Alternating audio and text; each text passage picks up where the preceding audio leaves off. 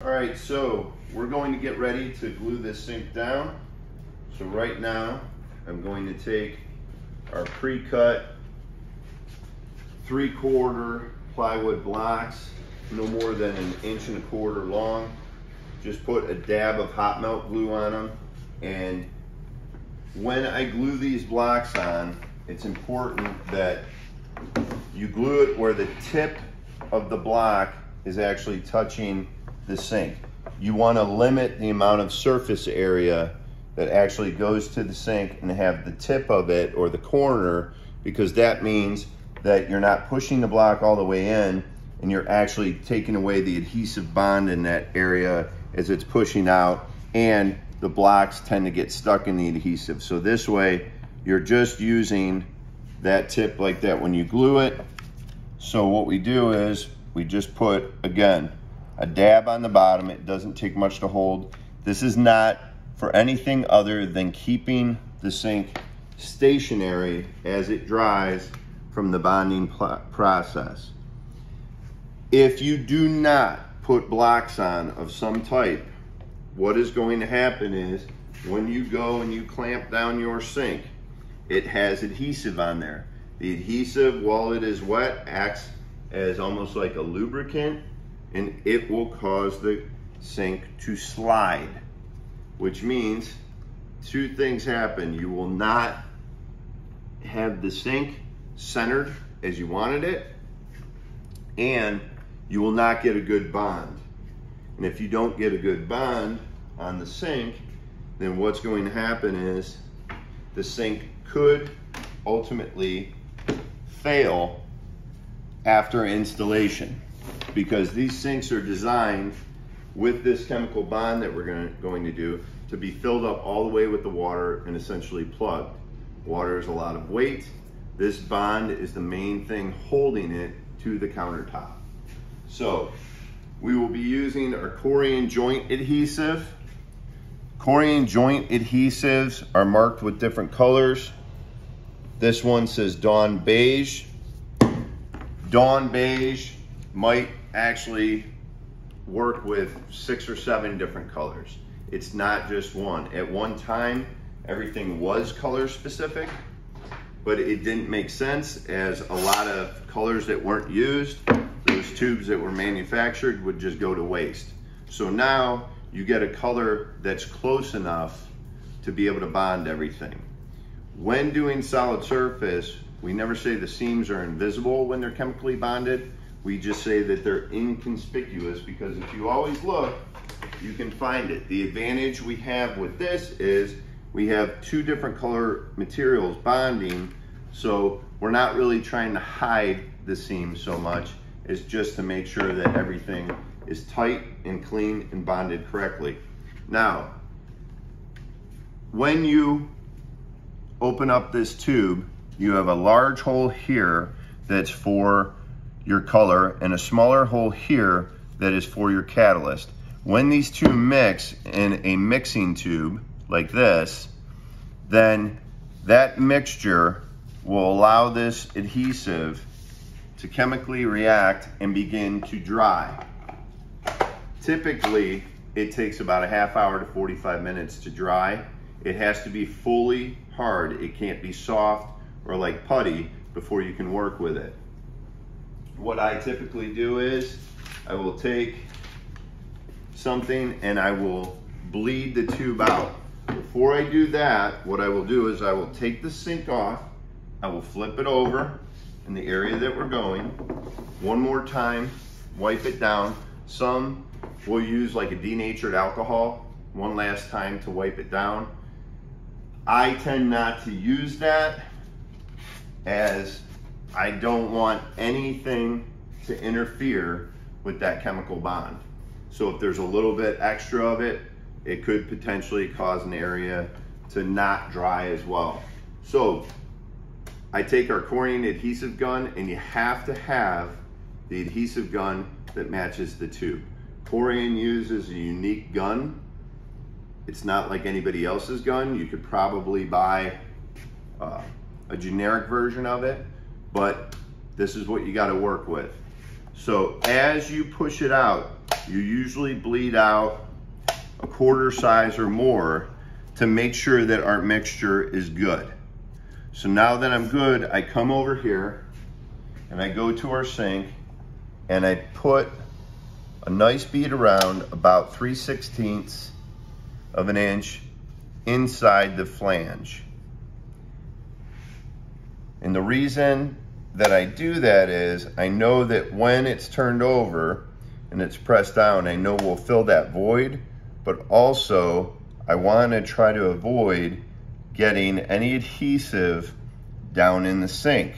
It's not that I can't wipe it out or eventually sand it off, but why create more work when you don't have to?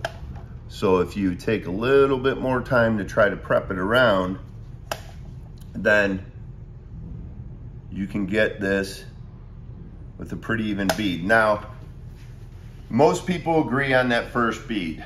On the second pass, some will tell you to fan out your adhesive like this and go all the way around. And the reason they're telling you is they don't want you to go like this and create an air gap, because some believe that if this is pushing out this way and this adhesive pushes out that way, we kind of get an air void in here, and this doesn't allow that to happen. Personally, I've tried it both ways.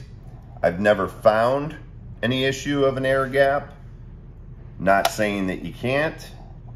So I go with the method of doing a nice bead all the way around on the back end. I've had to cut out some sinks before due to other issues and found that the adhesive spread was usually pretty good. So I take it around and I make sure. And this is one of these things where on the back end, just like a regular caulk gun, it has a release so it will quit pumping, but you still take it and put your tip over something to catch any adhesive.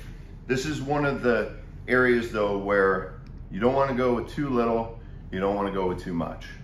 So if you keep a nice 3/16 bead going around the inside, make sure you have a good bead going around the outside, you should be good to go. Now, it's important to note, this is a chemical reaction. As it's chemically reacting, it gives off two things. It gives off heat as it dries, and it also gives off an odor. So make sure you're in a well-ventilated area, that you don't get yourself directly overhead, you know, as it could become a little bit much. So now I simply take the sink, and you can do this by yourself or have somebody help you, and I flip it over, try to keep it up as best I can, and drop it in place. Now you can already see the adhesive is beginning to push out, but it's not pushing out everywhere. So that's where I take a clamp, and what I'll typically do is I'll take a board, have that over top, because as I'm feeding this clamp through, all right, and you can use any type of bar clamp, okay, I do not want it where the clamp is going to rest on my drain rim. I don't want to compromise that rim, as that's going to make me have problems when I go to do my plumbing. So I take a 2x4, and it helps give me a little bit more even coverage, and I put that over top. Then I come down to the bottom,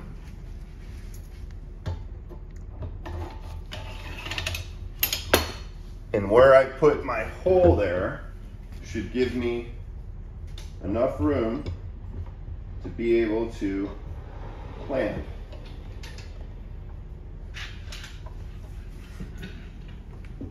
Now as I clamp down, I begin to get pressure everywhere.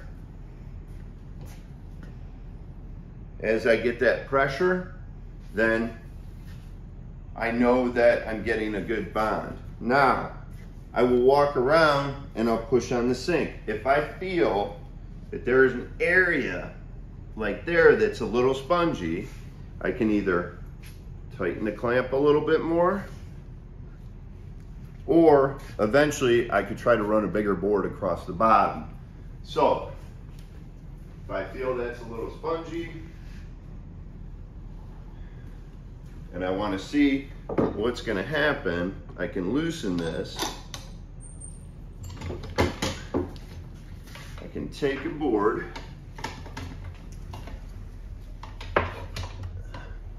see where this is at. Be a little bit too big. So, see if I have a smaller board. Can you hand me that one over there?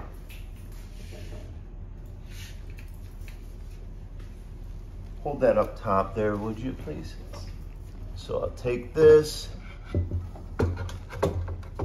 and I'll put that across. Thank you. I'll tighten that back up.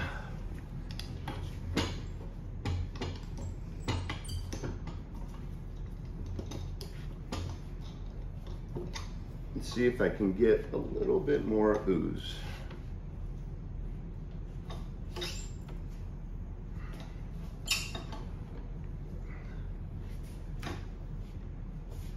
The important thing is to make sure that we have this nice bead going all the way around.